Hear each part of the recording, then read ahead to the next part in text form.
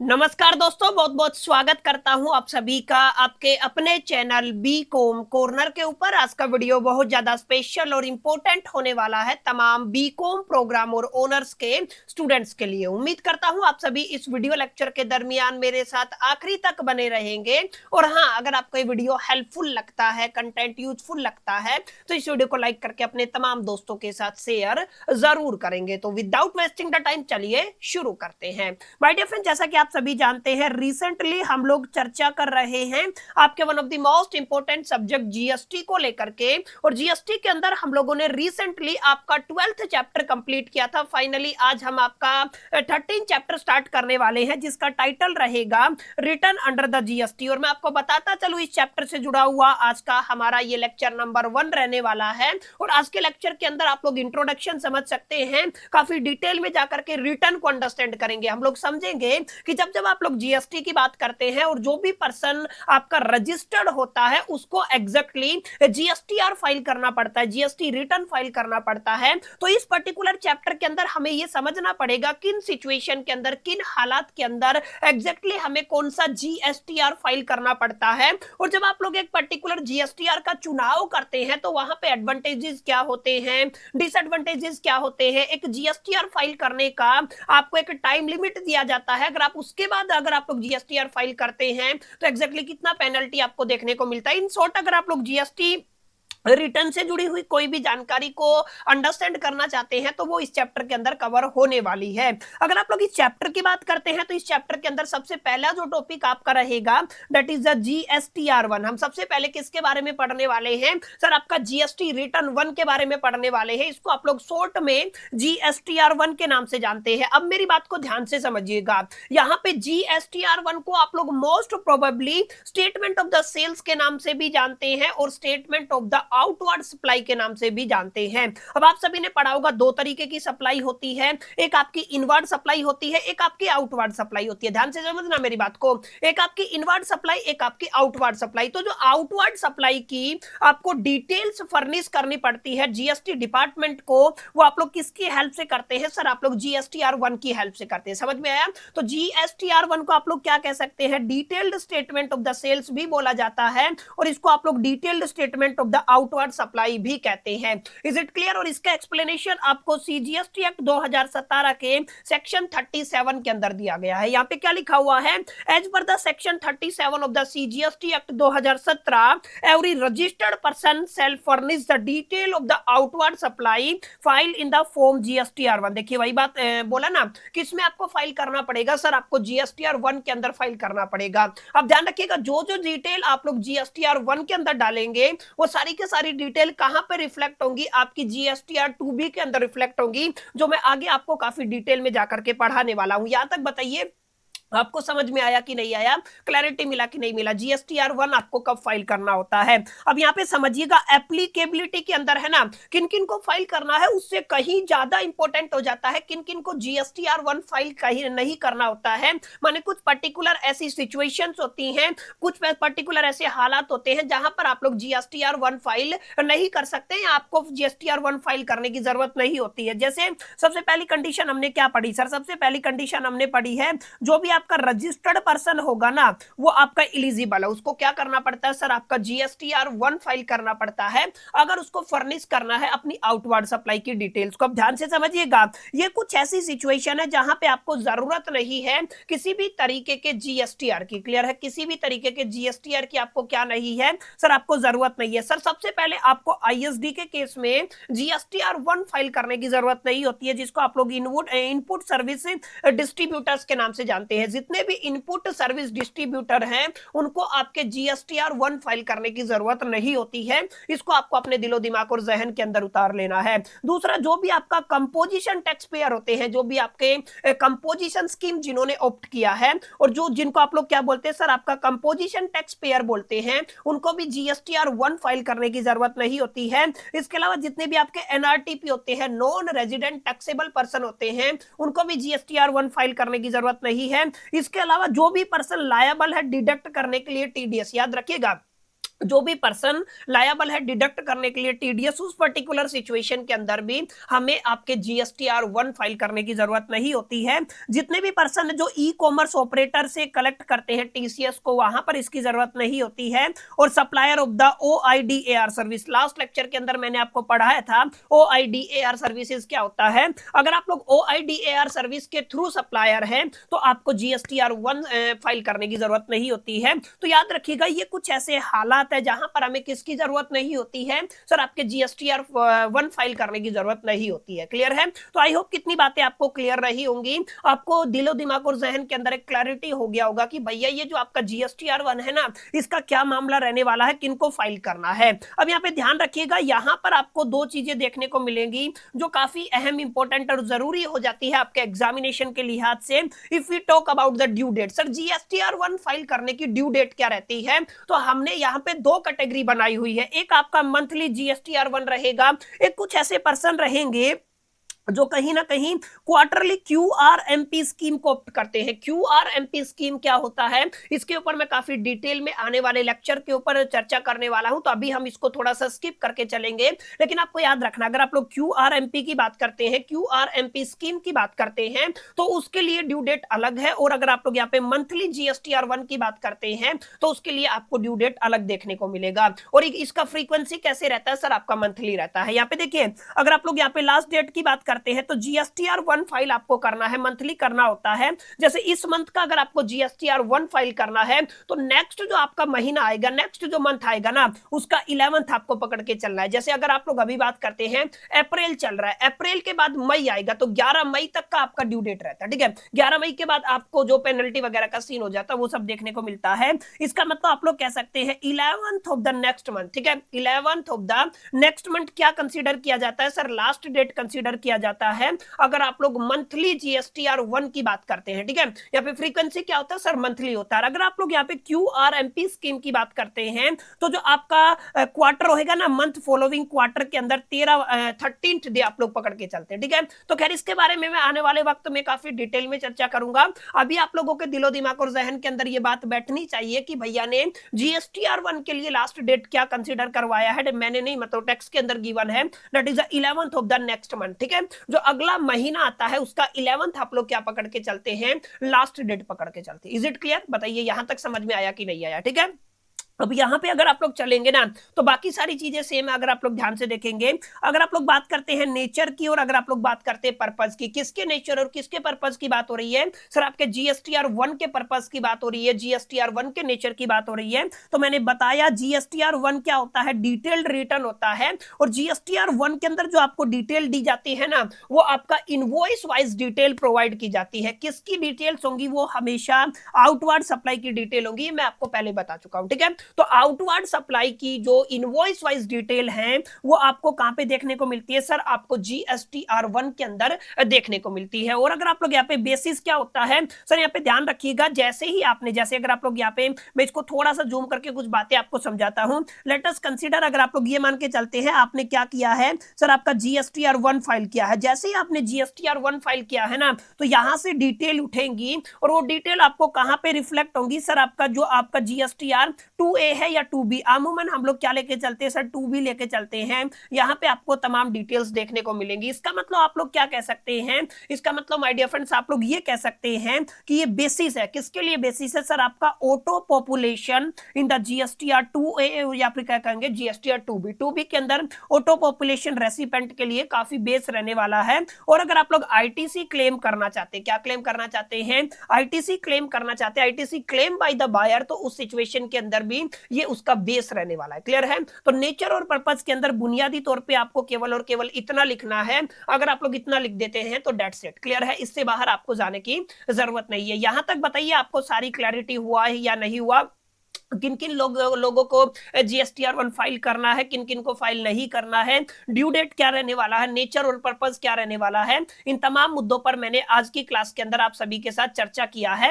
अब सबसे जरूरी जो टॉपिक रहेगा सर, एग्जामिनेशन के प्रोस्पेक्टिव से मैं कहूंगा आप लोग इसको स्किप कर सकते हैं, कभी नहीं पूछा गया है और मेरे हिसाब से according to me and my personal experience अब की बार भी नहीं आएगा। यहाँ पे क्या होता है सर, आपका फॉर्मेट ऑफ द जीएसटीआर 1 होता है कि जीएसटीआर 1 जब आप लोग फाइल करते हैं तो उसका इसका फॉर्मेट क्या होता है, तो यहाँ पे आपका टेबल नंबर दिया हुआ है, टेबल नंबर आपके वहां पे होता है, और आपको क्या दिया हुआ है सर, पर्टिकुलर दिया हुआ है। टेबल नंबर देखिए 4 से लेके फिर 5 आ जाएगा, 6 आ जाएगा, उसके बाद आपको 7, 8, 9, 10, 11 और लास्ट में क्या देखने को मिलेगा, 12। यानी कि यहाँ पे आपको टेबल नंबर 12 तक, यानी कि कहां से शुरू किया है सर, आपने 4 से शुरू किया है और 12 तक देखने को मिलेगा। सबसे जरूरी बात क्या है सर, सबसे जरूरी बात है यहाँ पे टेबल नंबर 4 के अंदर आपको B2B सप्लाई देखने को मिलेगी रजिस्टर्ड पर्सन के लिए। और अगर आप लोग टेबल नंबर 5 की बात करते हैं, B2C देखने को मिलेगा लार्ज की। अगर आप लोग बात करते हैं स्पेसिफिकली इंटरस्टेट के अंदर, इंटरस्टेट सप्लाई के अंदर ग्रेटर देन 2.5 लाख होगा, तो वो आपको यहाँ पे देखने को मिलेगा। यहाँ पे टेबल नंबर 5 के अंदर डालना होता है, ठीक है। अगर 6 की बात करते हैं तो 6 के अंदर आपको एक्सपोर्ट एंड SEZ वाली जो सप्लाई होती है, जिसको आप लोग जीरो रेटेड सप्लाई बोलते हैं, उनकी डिटेल फिल करना होता है। 7 के अंदर B2C अदर वाला डालना होता है, ठीक है, जो आपका बच गया है। अगर 8 की बात करते हैं, नील रेटेड, एग्जम्प्टेड और नॉन GST सप्लाई आप लोग डालते हैं। 9 के अंदर अमेंडमेंट्स ऑफ द प्रीविजन रिटर्न्स की बात करते हैं। 10 के अंदर एडवांस रिसीव्ड और एडजस्टेड की बात करते हैं। 11 के अंदर आप लोग HSN wise summary of the goods and service, this is going to be very very important. पहले भी मैंने काफी मल्टीपल टाइम आपको पढ़ाया है HSN क्या क्या मतलब होता है, ठीक है, यहां पे याद रखना है। 12 के अंदर क्या होता है, डॉक्यूमेंट्स इशू, जैसे आपका इनवॉइस हो गया, डेबिट नोट हो गया और क्रेडिट नोट हो गया, वो आपको यहां पर आपके टेबल नंबर 12 के अंदर देखने को मिलेगा। क्लियर है। खैर ये आपको थोड़ा पता होना चाहिए, बस एग्जामिनेशन के पॉइंट ऑफ व्यू से इतना इंपॉर्टेंट होने वाला नहीं है और हम इस पे ज्यादा समय भी नहीं लगाएंगे, क्योंकि इतना ज्यादा इंपॉर्टेंट टॉपिक ये रहने वाला नहीं है। हाँ, ये काफी इंपॉर्टेंट टॉपिक है। जैसे आपकी इनवॉइस वाइज डिटेल होती है, तो एक आपका कंसोलिडेटेड डिटेल्स होती है। कंसोलिडेटेड डिटेल्स का क्या मतलब होता है सर, जहां पर हमें मल्टीपल इनवॉइस देखने को मिलते हैं, बहुत छोटे छोटे, जैसे आपने इनवॉइस के केस में उसका अमाउंट लेस देन 200 रखा था, उन तमाम जो इनवॉइसेस के बदले आप लोग एक सिंगल इनवॉइस जनरेट कर सकते हैं, जहां पे आपको टोटल कंसोलिडेटेड वैल्यू मिल जाती है। तो यहां पे ध्यान ये रखना है, आपकी मैंने 4 कैटेगरियां बनाई हुई हैं। एक तो B2B हो गया, ठीक है ना, बिजनेस टू बिजनेस हो गया है। एक आपका B2C हो गया। B2C का मतलब क्या है, अगर आपका सप्लाई है ग्रेटर देन कितने का होता है, 2 लाख का होता है, सॉरी 2.5 लाख का होता है, 2.5 लाख से ज्यादा का है तो ये वाला कैटेगरी बनेगा, ठीक है।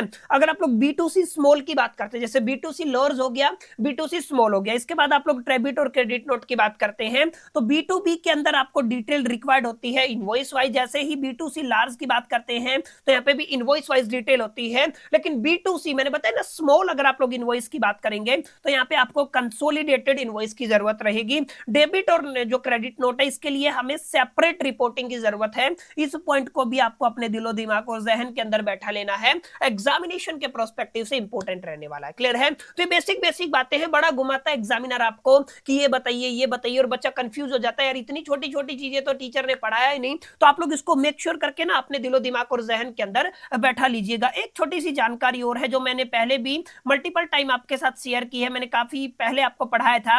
HSN कोड की रिक्वायरमेंट होती है, और HSN कोड आपका 4 डिजिट का भी हो सकता है, HSN कोड आपका 6 डिजिट का भी हो सकता है। मैंने बताया था अगर आपका टर्नओवर, देखिए एग्रीगेटेड टर्नओवर की बात हो रही है, अप टू 5 करोड़ है, अप टू 5 करोड़ है B2B के केस में, तो आपका HSN कोड कितना डिजिट का रहेगा सर, आपकी 4 डिजिट का रहेगा। और अगर आप लोग अबोव 5 करोड़ चले जाते हैं तो आपका HSN कोड कितना रहेगा सर, 6 डिजिट का रहेगा, 6 डिजिट का रहेगा। Are you getting my point. तो यहाँ पे ध्यान क्या रखना है, ध्यान ही रखना है जो आपका HSN नंबर है that's depend upon the aggregated turnover, जो आपका प्रीसीडिंग फाइनेंशियल ईयर का एग्रीगेटेड टर्नओवर है उसके ऊपर डिपेंड करता है। अगर आपका aggregated turnover up to 5 crore है तो आपका 4 डिजिट का HSN नंबर होता है, और अगर आप लोग अबोव 5 करोड़ चले जाते हैं तो 6 डिजिट का आपका HSN नंबर हो जाता है। और जितना ज्यादा डिजिट बढ़ता है ना, उतनी ज्यादा डिटेल्स की रिक्वायरमेंट होती है GSTR1 के अंदर, ठीक है। तो ये कुछ बुनियादी बातें जिनको आज की क्लास के अंदर हम लोगों ने समझा, उम्मीद करता हूं यहां तक आपको समझ में आया होगा,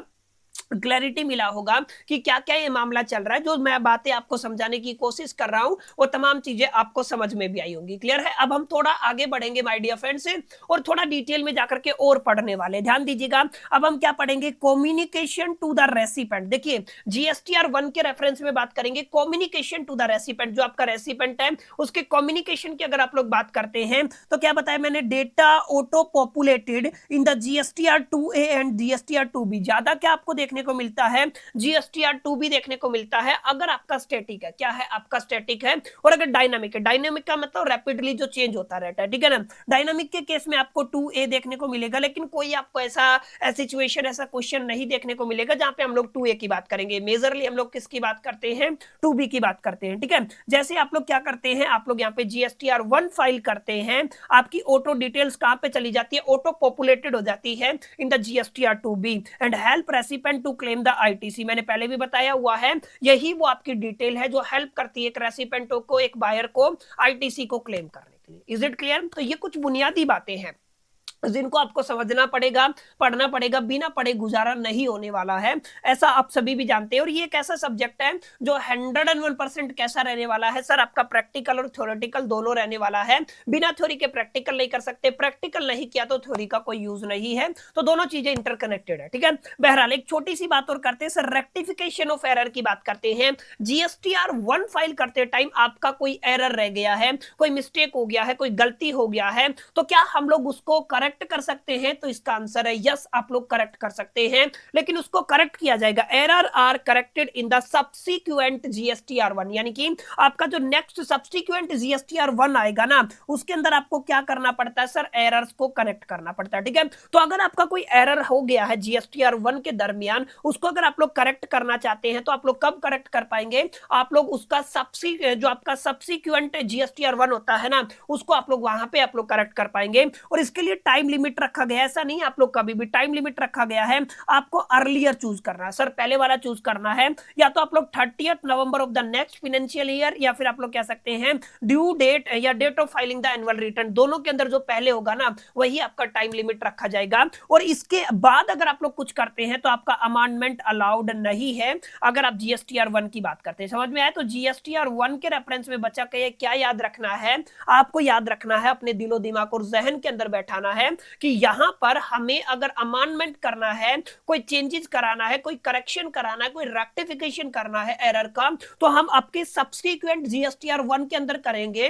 और उसके अंदर हमारे पास टाइम लिमिट दिया गया है, या फिर आप लोग या तो आप लोग नेक्स्ट फाइनेंशियल ईयर का 30 नवंबर पकड़ के चलें, या date of filing the annual return, इन दोनों के अंदर जो पहले होगा वही आपका टाइम लिमिट माना जाएगा, ठीक है। तो रेक्टिफिकेशन समझ में आया? कई बार ये होता है सर, क्योंकि हमें है ना आउटवर्ड सप्लाई का जीएसटीआर 1 हर महीने भरना पड़ता है, इसका फ्रीक्वेंसी कैसा होता है सर? मंथली होता है। तो क्या ऐसा है मेरा कोई भी सप्लाई नहीं हुआ है, उस केस में भी मेरे को जीएसटीआर 1 फाइल करना पड़ेगा? तो यस, आपको फाइल करना पड़ेगा, चाहे आपका सेल्स 0 हो। पर उस केस में है ना, हम इसको क्या बोल देते हैं? नील जीएसटीआर 1 बोल देते हैं। क्या बोल देते हैं? नील जीएसटीआर 1 बोल देते हैं। इसका मतलब आप लोगों को इसको फाइल करना पड़ेगा, चाहे आप लोगों की सेल्स ना हुई हो, चाहे आपका कोई भी आउटवर्ड सप्लाई नहीं हुआ। और याद रखिएगा, इसको आप लोग कैन बी यानी आपके पास ऑप्शन अवेलेबल है, फाइल कर सकते हैं वाया एसएमएस फैसिलिटी। क्लियर है?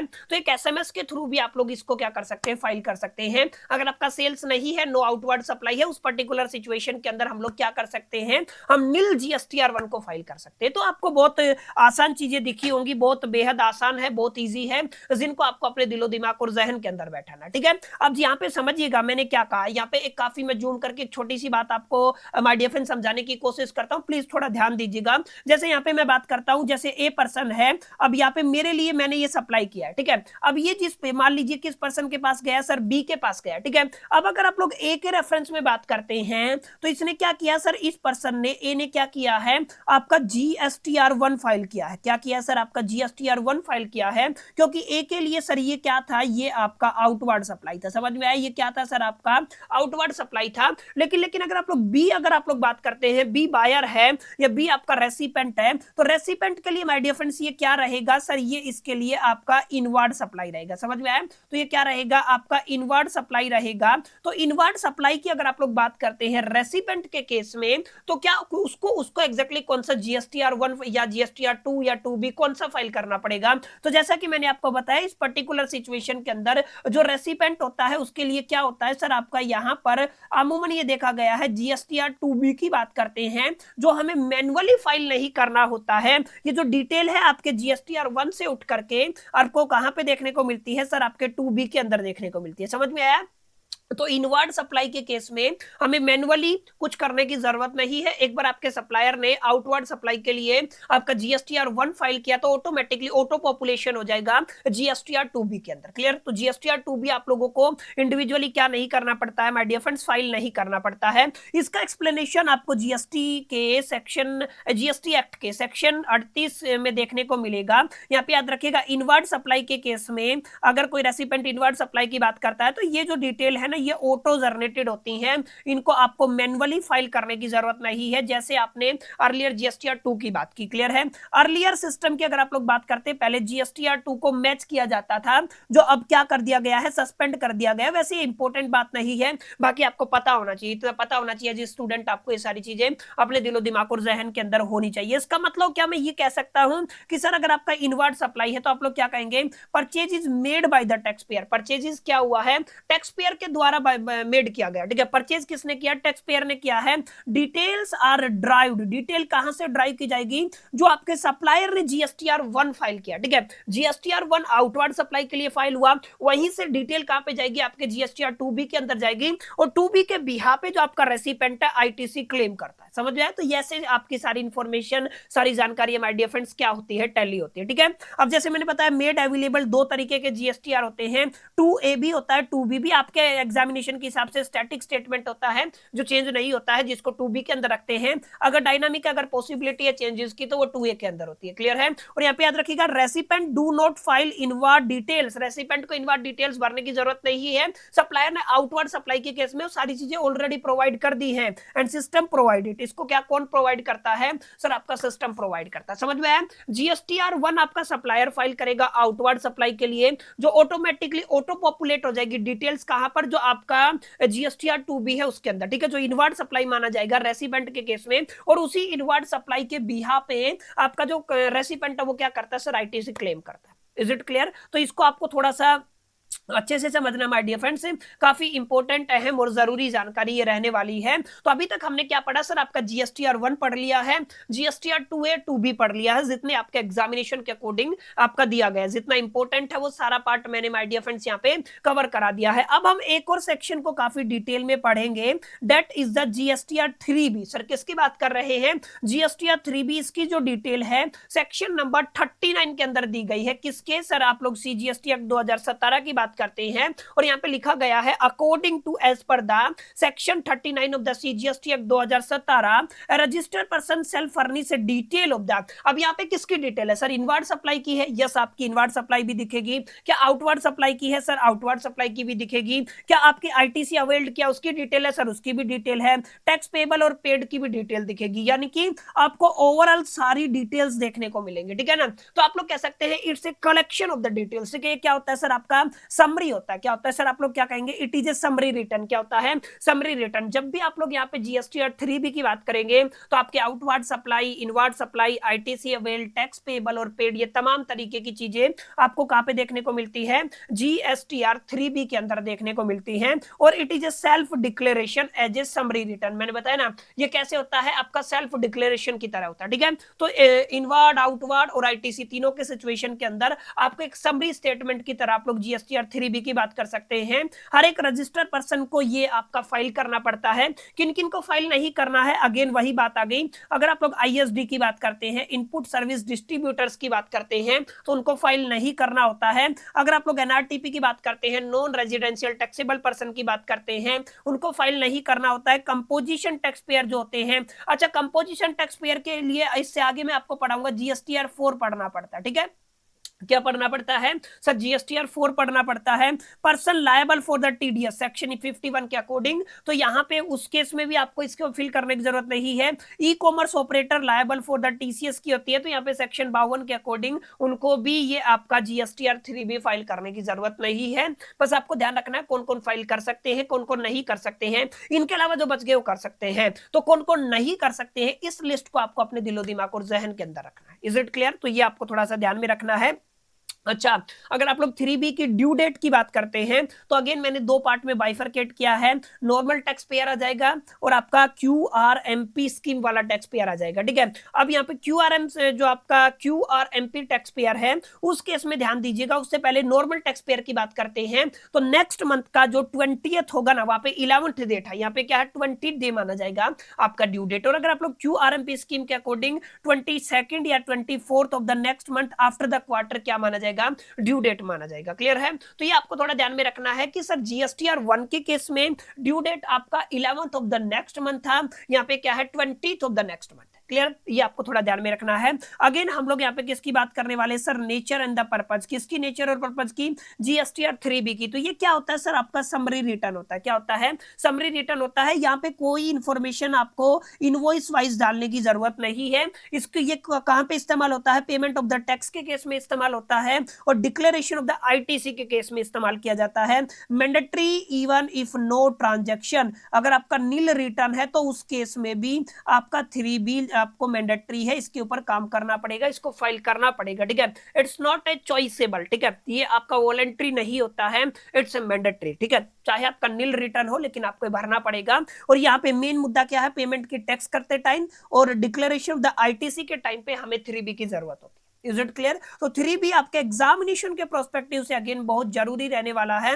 तो please please please my dear friends, इसको क्या करना है, आपको अपने दिलो दिमाग और जहन के अंदर बैठा के रखना। अब देखिए एक छोटा सा टॉपिक हो रहा है, पेमेंट ऑफ द टैक्स की अगर आप लोग बात करते हैं तो ध्यान रखिएगा, tax liability discharge through the electronic cash ledger. पहले भी पढ़ चुके हैं, टैक्स की जो लायबिलिटी है वो डिस्चार्ज होगी किसके द्वारा सर, आपका जो इलेक्ट्रॉनिक कैश लेजर है उसके द्वारा। अब याद रखिएगा जो आपका दूसरा क्या है, इलेक्ट्रॉनिक क्रेडिट लेजर। ठीक है, उसके द्वारा। ITC utilised rule must be followed, ये जरूरी बात है। ITC यूटिलाइजेशन के जो नियम बने हुए हैं ना, जो ITC वाले चैप्टर के अंदर मैंने पढ़ाए थे, वो सारे फॉलो हुए होने चाहिए। ठीक है, छोटी सी जानकारी और दे देता हूं, अगर आप लोग यहाँ पे QRMP स्कीम की बात करते हैं जिसका फुल फॉर्म होता है क्वार्टरली रिटर्न मंथली पेमेंट। अब ये इतना नहीं है जितना मैं बता रहा हूं, अपने आप में बहुत वाइड टॉपिक है, काफी डिटेल में चर्चा करूंगा, अभी आपको थोड़ा पता होना चाहिए। अगर आप लोग QRMP स्कीम की बात करते हैं तो अगर आप लोग फीलिंग की बात करते हैं तो क्वार्टरली GSTR 3B जाएगा। टैक्स पेमेंट की बात करते हैं तो मंथली PMT 06 याद रखना है।